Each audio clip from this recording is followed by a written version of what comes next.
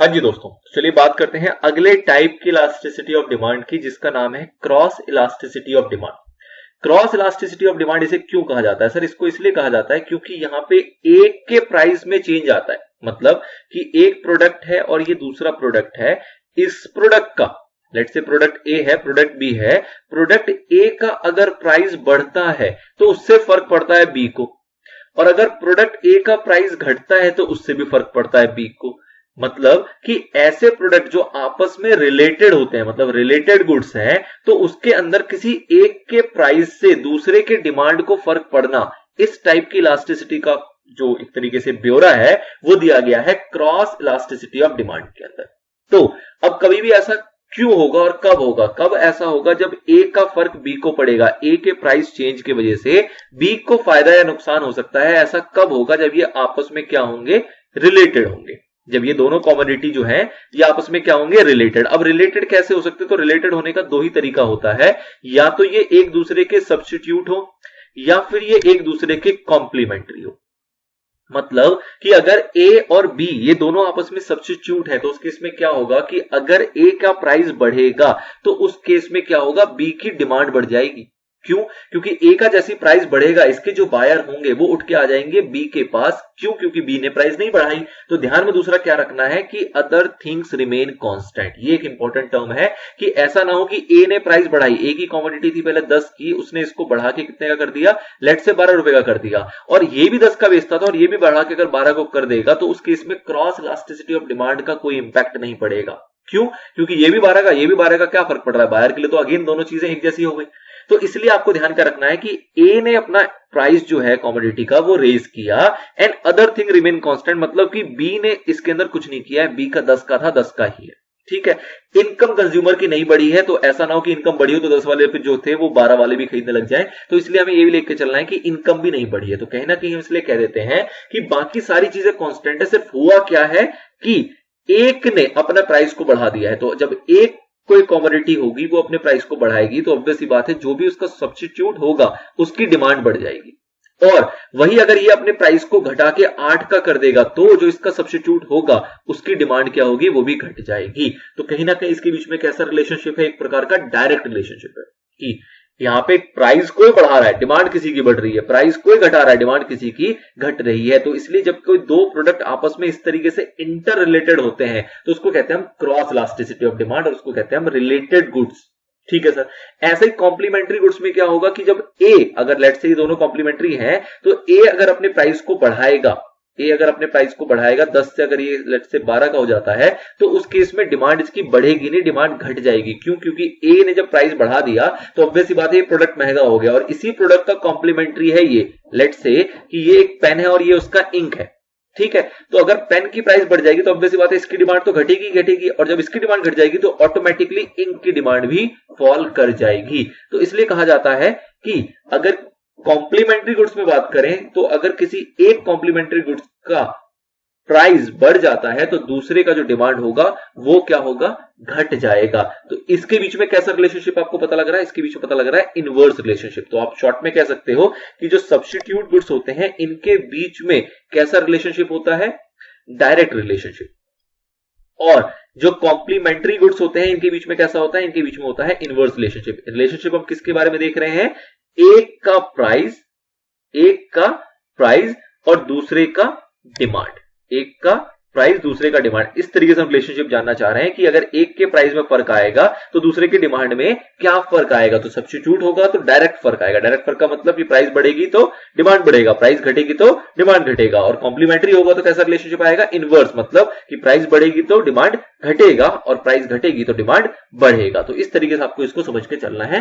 This is all about the topic. अब इसकी theory देखेंगे, फिर इसका हम डायग्रामेटिक इलस्ट्रेशन देखेंगे और एट द एंड हम इसके कुछ आपके प्रैक्टिकल इलस्ट्रेशन देखेंगे और देन जाके आपका ये खत्म हो जाएगा। तो चलिए देखते हैं आपका मॉड्यूल क्या कह रहा है, क्योंकि हमारे लिए इंपॉर्टेंट वही है कि मॉड्यूल में क्या लिखा है और उसके बेस पे ही आपके क्वेश्चन बनते हैं। चलिए, the demand for a particular commodity में change due to change in price of related goods. कह रहा है कि भाई साहब रिलेटेड गुड्स की प्राइस में अगर चेंज आएगा तो पर्टिकुलर कमोडिटी के प्राइस के अंदर भी चेंज आ सकता है।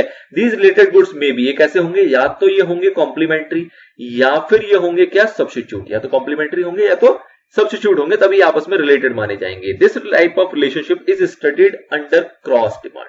ठीक है जी, तो इसी की जो चर्चा है, इसी का जो ब्यौरा है वो दिया है कहां पे, क्रॉस डिमांड के अंदर।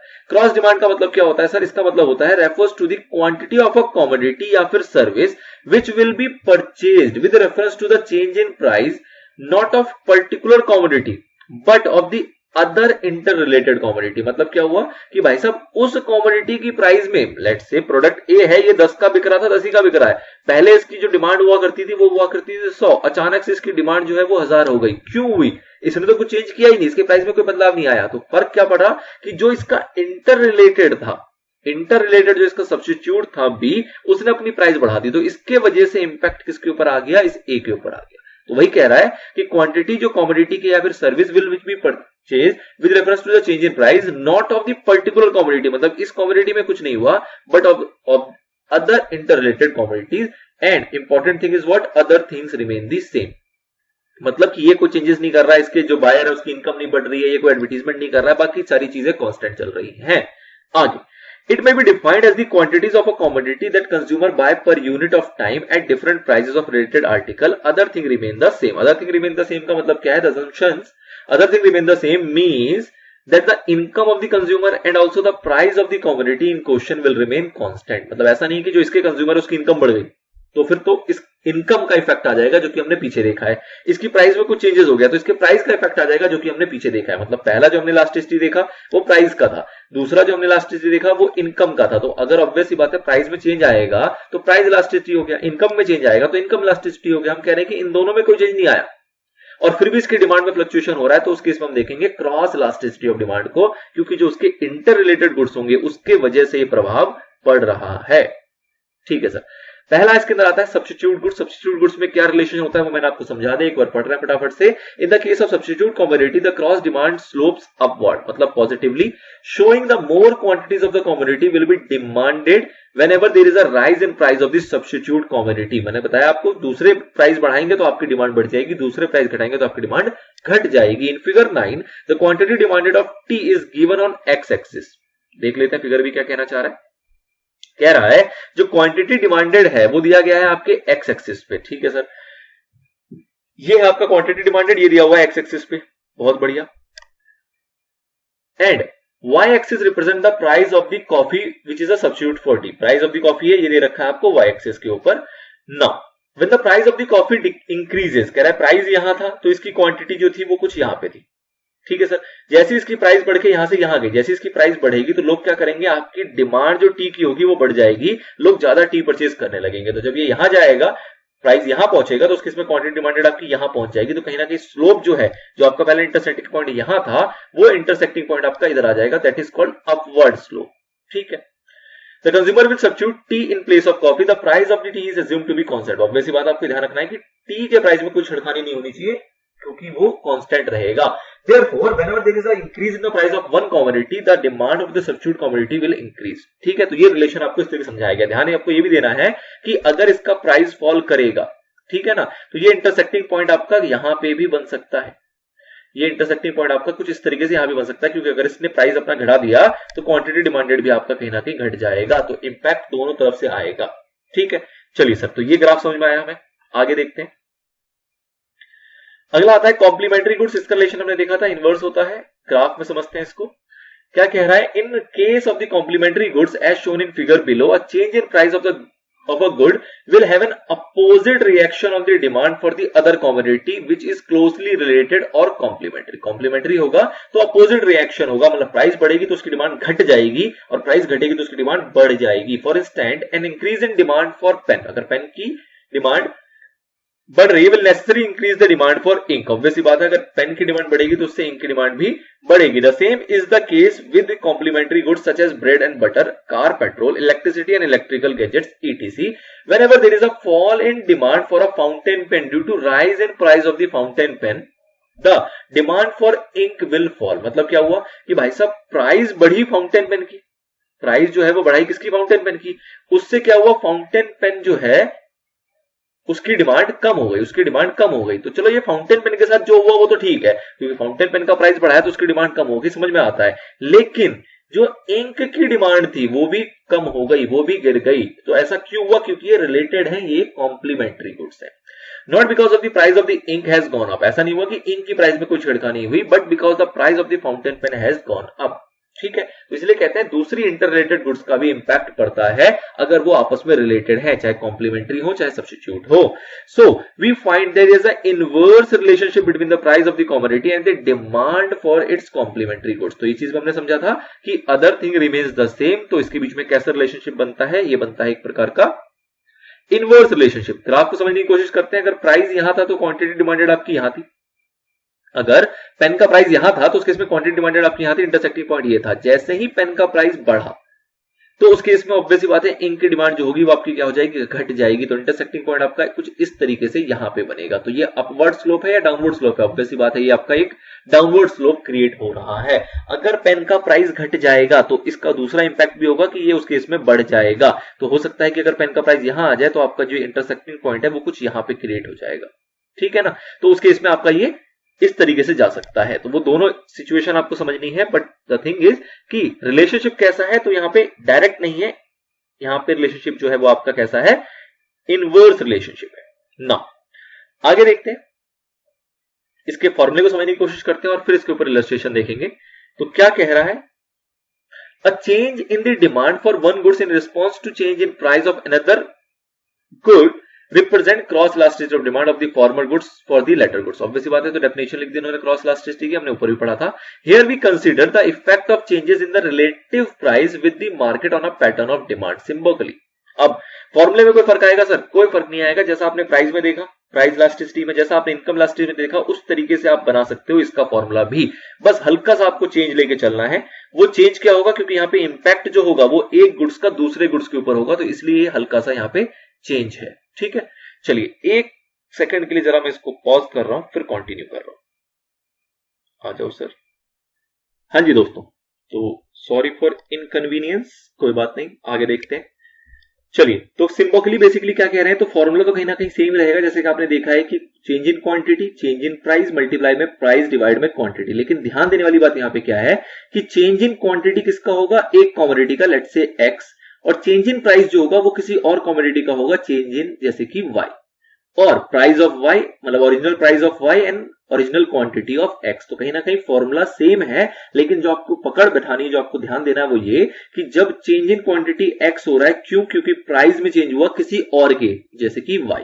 ठीक है ना? तो इसलिए ये थोड़ा सा चेंज है कि क्वांटिटी में चेंज आ रहा है एक्स के because the change in price of Y commodity, मतलब किसी वाई कॉमोडिटी के प्राइस में चेंज हो रहा है और उसका इंपैक्ट पड़ रहा है एक्स कॉमोडिटी की क्वांटिटी डिमांडेड के अंदर। तो इस तरीके से आपको इसको रिलेट करके चलना है। तो आई होप आपको इजीली याद हो जाएगा, फॉर्मूले में ऐसी कोई ज्यादा दिक्कत है नहीं।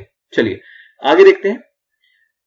If two goods are perfectly substitute for each other, कह रहा है कि अगर दो गुड्स जो हैं वो परफेक्टली सब्स्टिट्यूट होंगे तो उस केस में क्या होगा? The cross elasticity between them is infinite. मतलब कि अगर परफेक्टली सब्स्टिट्यूट है, परफेक्ट सब्स्टिट्यूट है, तो उस केस में क्रॉस इलास्टिसिटी जो होगी वो कहां तक जा सकती है? आपकी इनफाइनाइट तक जा सकती है। मतलब ऑब्वियसली बात है पॉजिटिव तो होगा ही होगा, लेकिन उसका अंत क्या होगा? हायर एंड क्या होगा? That is infinite. Greater than cross elasticity the closer is the substitute. Obviously बात है कि जितना बड़ा क्रॉस इलास्टिसिटी निकल के आएगा, मतलब कि जब आप इसको सॉल्व करोगे और क्रॉस इलास्टिसिटी जितना बड़ा आएगा, 2, 5, 10, 50, 100, इन्फिनिटी, जितना बड़ा आएगा उतना ही ज्यादा ये दोनों क्या होंगे? आपस में क्लोज सब्स्टिट्यूट होंगे। ये एक जनरल रूल है आपका कि जितना ज्यादा आपका क्रॉस इलास्टिसिटी का रिजल्ट आएगा उतने ज्यादा तगड़े सब्स्टिट्यूट वो लोग माने जाएंगे, ज्यादा पास के सब्स्टिट्यूट वो लोग माने जाएंगे। If two goods are totally unrelated, अगर आपस में उनका कोई लेना देना ही नहीं है, ऑब्वियसली बात है क्रॉस इलास्टिसिटी उनके बीच में क्या होगा? जीरो होगा, क्योंकि सब्स्टिट्यूट है ही नहीं, कोई लेना देना आपस में है ही नहीं। तो एक की प्राइस बढ़ा लो दूसरे को कोई फर्क ही नहीं पड़ रहा, एक की प्राइस घटा लो दूसरे को कोई फर्क ही नहीं पड़ रहा। तो ऑब्वियसली बात है अगर अनरिलेटेड गुड्स होंगे तो उसके इसमें कोई फर्क नहीं पड़ेगा, क्योंकि यहाँ पे कहानी तब शुरू होती है जब वो आपस में रिलेटेड हो, इंटर रिलेटेड हो। If two goods are substitute, जैसे कि T and coffee, the cross elasticity between them is positive, that is in response to rise in price of one goods, demand for other goods rises। ये आपने पीछे देख लिया कि भाई साहब जो सब्स्टिट्यूट की बात करें उसके इसमें अगर एक गुड्स की प्राइस बढ़ाओगे तो दूसरे की डिमांड आपकी बढ़ जाएगी, तो इसको कहते हैं कि ये पॉजिटिव होगा। मतलब जो रिजल्ट आएगा वो आपका पॉजिटिव नेचर का आएगा। On the other hand when two goods are complementary, अगर कॉम्प्लीमेंट्री की बात करें जैसे कि टी और शुगर, तो उस केस में क्या कह सकते हैं हम, क्रॉस इलास्टिसिटी जो होगा वो कैसा होगा, नेगेटिव होगा। क्यों? क्योंकि राइस जब प्राइस होगा एक का तो दूसरे की जो क्वांटिटी होगी वो क्या हो जाएगी आपकी, फॉल करेगी। Higher the negative cross elasticity higher will be the extent of the complementary. Again same चीज है कि भाई साहब पॉजिटिव में हायर साइड जाएगा तो हम बोलेंगे कि ये क्या है, आपस में क्लोज सब्स्टिट्यूट है, तो वो कहां तक जा सकता है, वो इन्फिनिटी तक जा सकता है। और वैसे ही हम कह रहे हैं कि भाई साहब अगर नेगेटिव में जाएगा तो नेगेटिव में भी जितना ज्यादा नेगेटिव होगा, मतलब कि माइनस इन्फिनिटी तक नेगेटिव होगा, तो वो उतने ज्यादा आपस में कॉम्प्लीमेंट्री होंगे, आपस में उतना ज्यादा क्लोज कॉम्प्लीमेंट्री होंगे। ठीक है ना? तो ये एक जनरल रूल है कि पॉजिटिव में बिल्कुल हायर साइड होगा तो हम कह देंगे बिल्कुल क्लोजर सब्स्टिट्यूट थे, और नेगेटिव में हायर साइड होगा तो हम कह देंगे उसको कि ये बिल्कुल क्लोजर कॉम्प्लीमेंट्री गुड्स थे। ठीक है सर। ना अब एक जनरल रूल हमने बना लिया। जनरल रूल क्या बना लिया कि पॉजिटिव होगा तो क्या होगा, बताओ बताओ, अगर पॉजिटिव होगा हमारा क्रॉस इलास्टिसिटी तो उसका मतलब क्या होगा कि गुड्स जो है वो कैसे हैं, सब्स्टिट्यूट है। और अगर नेगेटिव होगा तो गुड्स कैसे हैं, हमारे कॉम्प्लीमेंट्री है। तो ये बिल्कुल ठीक है, इन जनरल आप ये रूल बना सकते हो, लेकिन हमेशा ये रूल नहीं लगेगा। हमेशा क्यों नहीं लगेगा? क्योंकि इनकम का भी फर्क पड़ता है, प्राइस का भी फर्क पड़ता है, तो बाकी चीजों को भी आपको ध्यान में रखना है। अगर बाकी चीजों को आप कांस्टेंट लेके चलोगे, उसको इररिलेवेंट लेके चलोगे, तभी ये रूल लगेगा। मतलब कि ये कहने का मतलब है कि जो एक पॉइंट आपने पीछे पढ़ा कि अदर थिंग्स रिमेन कांस्टेंट, उसका एक बहुत अहमियत है, वो ये कि भाई साहब अगर उसको भी घुसेड़ दोगे इसके अंदर, उसको भी अगर उसको उतार दोगे, तो ये रिलेशनशिप जो आप यहां पे आइडेंटिफाई कर पा रहे हो ये तब नहीं लग पाएगा। वही चीज कह रहा है, however one need not base the clarification of the goods on the basis of the above definition, while the goods between which cross elasticity is positive can be called substitute. The goods between which cross elasticity is negative are not always complementary. Q, this is because negative cross elasticity is also found when the income effect of the price change is very strong. ठीक है, price change के ऊपर जो income effect आ रहा है वो भी very strong होता है, मतलब वो भी काफी स्ट्रांग होता है, तो उस केस में भी आपका नेगेटिव क्रॉस इलास्टिसिटी आ सकता है। तो इसलिए हमेशा ये जरूरी नहीं है कि कॉम्प्लीमेंट्री गुड्स जो होगा वो नेगेटिव होगा तो आप कह सकते, सॉरी, अगर नेगेटिव होगा तो आप बोलोगे कि वो कॉम्प्लीमेंट्री गुड्स है। ये जनरल रूल आप नहीं बना सकते अनलेस अदरवाइज की बाकी चीजें क्या हो, कांस्टेंट। चलिए सर आगे देखते हैं। अब ये कह रहा है कि भाई साहब ये जो हमारे मैनेजर होते हैं, आपने देखा है हर क्वेश्चन के लास्ट में एक पैराग्राफ इसी चीज के लिए होता है कि जो भी हमारे मैनेजर है उसके लिए क्यों इंपॉर्टेंट है, क्यों वो इसमें दिमाग लगाएं, क्यों इसकी अंडरस्टैंडिंग होना किसी भी बिजनेस मैनेजर के लिए इंपॉर्टेंट है। तो वही चीज बताने की कोशिश की जा रही है। The concept of cross elasticity of demand is useful for a manager while making decision regarding किस चीज के लिए, change the prices of his product which have substitute and complementary। तो मतलब क्या है कि एक मैनेजर है वो चाह रहा है कि वो जो प्रोडक्ट में डील करता है इसकी प्राइस को वो चेंज करना चाह रहा है, तो इसको चेंज करने से पहले उसको क्या देखना पड़ेगा कि इसकी कोई सब्स्टिट्यूट तो नहीं है, इसका कोई कॉम्प्लीमेंट्री तो नहीं है, और अगर है तो उस केस में उसको ध्यान में रखते हुए उसके इफेक्ट को, मतलब क्रॉस इलास्टिसिटी को ध्यान में रखते हुए वो चेंजेस करेगा, उसको इसकी समझ होना जरूरी है।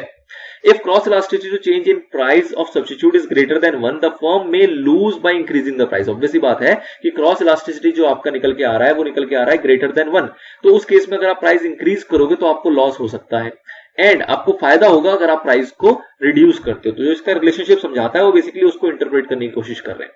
With proper knowledge of cross elasticity the firm can plan policies to safeguard against the fluctuating price of the substitutes and the complementary. मतलब क्या हुआ कि कोई भी फॉर्म है, लेट्स से हमने देखा पेन का प्रभाव पड़ रहा है इंक के ऊपर, ठीक है ना। अब इंक जो बना रही है वो भी तो अपना दिमाग लगाएगी भाई साहब, वो भी तो सोच के चलेगी ना, चलो कल को अगर पेन की प्राइस में चेंजेस आता है तो हमारी इंक की जो ऐसी तैसी होती है, तो उसके लिए हम क्या पॉलिसीज बना सकते हैं, क्या पॉलिसीज ऐसी बना सकते हैं ताकि हमारे इंक को ज्यादा फर्क ना पड़े जब भी इस पेन की प्राइसिंग के अंदर चेंजेस आए। तो कहने का मतलब क्या हुआ कि अगर आप एक सब्स्टिट्यूट है, एक तो होता है कि ए है, इसका सब्स्टिट्यूट बी है, तो ऑब्वियस ही बात है बी को प्लान करके चलना पड़ेगा, बी को पॉलिसीज बना के चलनी पड़ेगी कि कल को अगर ए अपनी प्राइसिंग के अंदर करामात करता है तो उस केस में बी के क्या स्टेप्स होंगे, तो क्या पॉलिसीज होंगी, उस चीज को भी ड्राफ्ट करके चलना होता है, और उसके लिए आपको क्रॉस इलास्टिसिटी की समझ होनी चाहिए।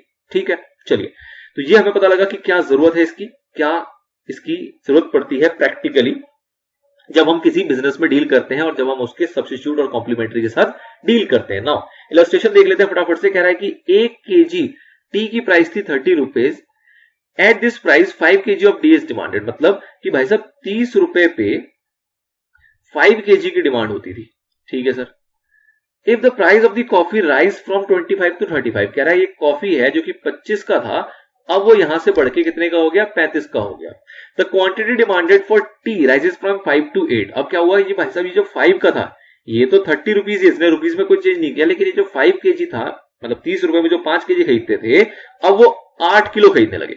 मतलब कि इसके प्राइस में चेंज आया तो उससे इसकी क्वांटिटी डिमांडेड में चेंज आ गया। अब कह रहा है इसको सॉल्व करके दिखाओ, बताओ cross price elasticity of T कितना है, टी का क्रॉस प्राइस इलास्टिसिटी क्या है।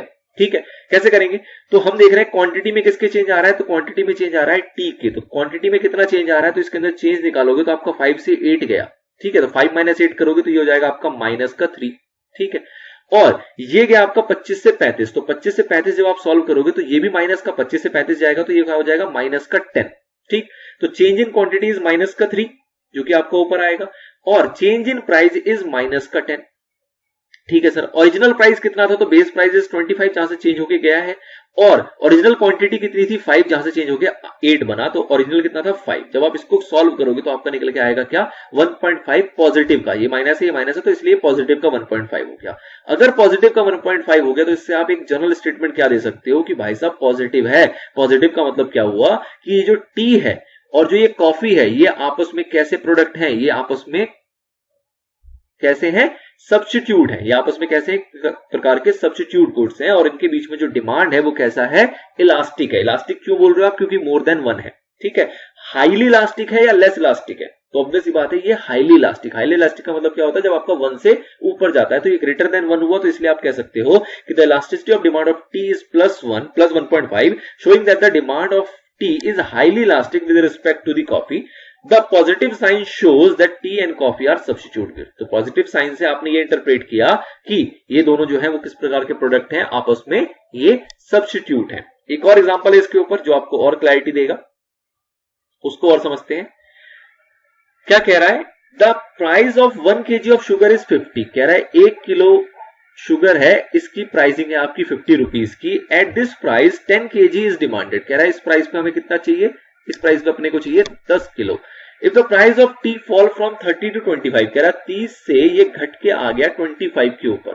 ठीक है, the consumption of sugar rises from 10 kg to 12 kg। अब कह रहा है ये यहां से 10 से बढ़ के कितना हो गया, 12 kg हो गया। ठीक है, find out the cross price elasticity and comment on it's value. आपको फाइंड भी करना है और कमेंट भी करना है। तो अब देखो क्या हुआ कि क्वांटिटी, सबसे पहले क्वांटिटी में कहां चेंज आया, तो ये तो प्राइस है, ये जो चेंज है ये किसमें है, ये प्राइस में। तो क्वांटिटी देखो, क्वांटिटी में चेंज क्या है, 10 से 12 गया तो ये क्या हो जाएगा आपका -2, और 30 से 25 हुआ तो ये क्या हो जाएगा आपका +5। 30 से 25 है, 25 से 30 नहीं है। ठीक है ना, 30 बेस है आपका, तो 30 से 25 जा रहा तो आप क्या बोलोगे +5, ये -2 हो गया। आज आप फॉर्मूले में लेके आते हैं, चेंज इन क्वांटिटीज -2, यहां पे मिस प्रिंटिंग है, ध्यान देना, दिस इज -2। ठीक, और चेंज इन प्राइस +5, ये भी मिस प्रिंटिंग है, ये -5 लिख दिया, ये +5 रहेगा। ठीक, मल्टीप्लाई में प्राइस कितना है आपका, तो ओरिजिनल प्राइस कितना था 30 और ओरिजिनल क्वांटिटी कितना था 10, तो 30 / 10। जब आप इसको सॉल्व करोगे तो ऑब्वियसली बात है रिजल्ट तो आपका नेगेटिव में ही रहेगा, बस इन्होंने ऊपर नीचे कर दिया था, रिजल्ट नेगेटिव में रहेगा, और ये आएगा आपका 1.2। अब नेगेटिव आया इसका मतलब क्या है सर, नेगेटिव आया इसका मतलब क्या है, इसका मतलब ये है कि जो ये शुगर है और ये जो टी है ये आपस में कैसे नेचर है, इनका कॉम्प्लीमेंट्री नेचर है, मतलब ये दोनों कॉम्प्लीमेंट्री गुड्स हैं।